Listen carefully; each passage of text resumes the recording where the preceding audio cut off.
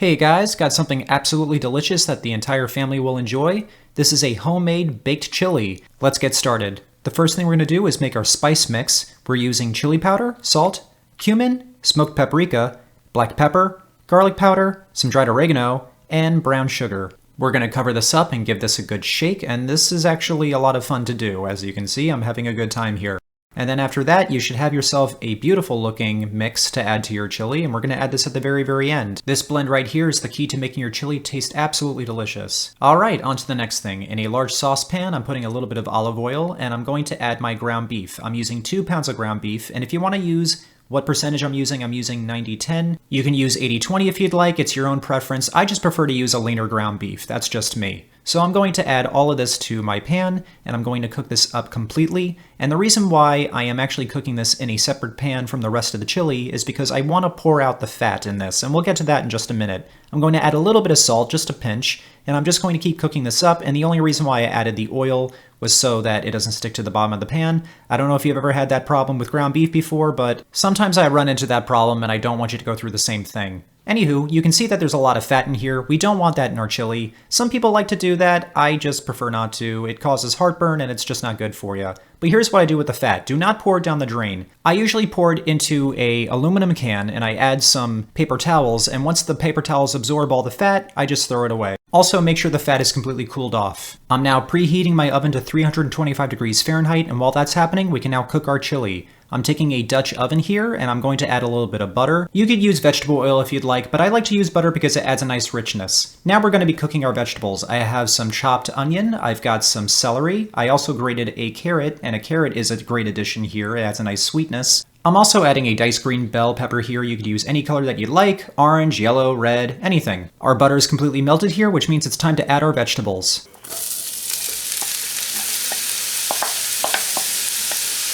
Now that they're in there, I'm going to be cooking these over medium heat for about 10 minutes. I want to sweat them out, I want them to soften up because I don't want them to be crunchy in my chili. That's kind of a turnoff. But once the vegetables are completely cooked through, it's time to add our cooked ground beef.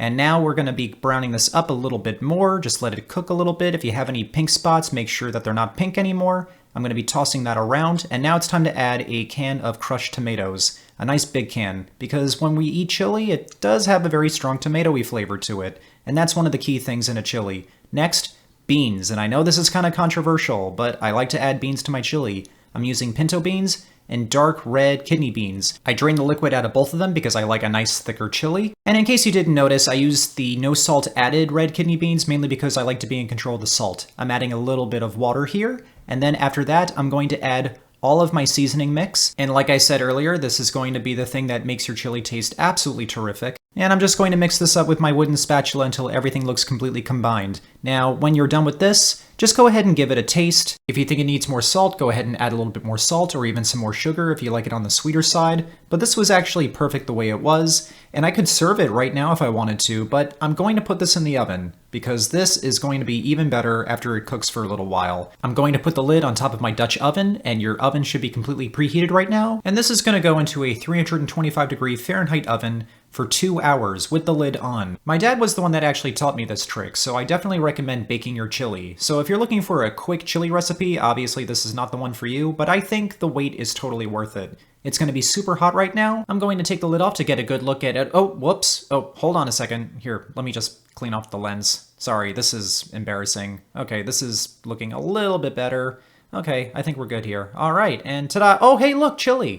Okay, so not only did putting the chili in the oven make it thicker, it also made it a little bit darker and richer. And before this fogs up my lens again, let's finally serve this thing, shall we? So I'm just going to ladle my chili into a nice large bowl. I'm going to give myself a nice big serving here. And also on top, I'm going to put on some cheddar cheese. Some nice sharp cheddar cheese to be exact, because I think this is the perfect cheese to put on top of chili. After sprinkling on my cheese, I'm also going to add a small dollop of sour cream and then some dried parsley. You can use fresh or you could use chives if you want to, but I'm going to stay simple. And also, along with chili, I like to have some cornbread. This is homemade cornbread, but we're not going to talk about that right now because you got to stay tuned for that episode. So you're going to have to wait for that. So just pretend that I didn't even mention cornbread, and let's just talk about how great this chili is. And it is fantastic. Oh my goodness, is this so good. It's an absolute flavor bomb. Everything that's in there is necessary. It's nice and thick. You get all those hearty vegetables. That meat is just fantastic. If you don't want to use ground beef, you can use turkey or chicken if you want. You can use any substitutions. It's completely up to you. But those seasonings are what's making this absolutely incredible. If you follow the measurements exactly as I'm going to put them in the description box down below, I guarantee you will not have to add anything else to this. It will be perfect the way it is. So try this recipe out as soon as you can. Alright guys, I hope you all enjoyed this one. Please remember to like and subscribe, and I will see you all next time.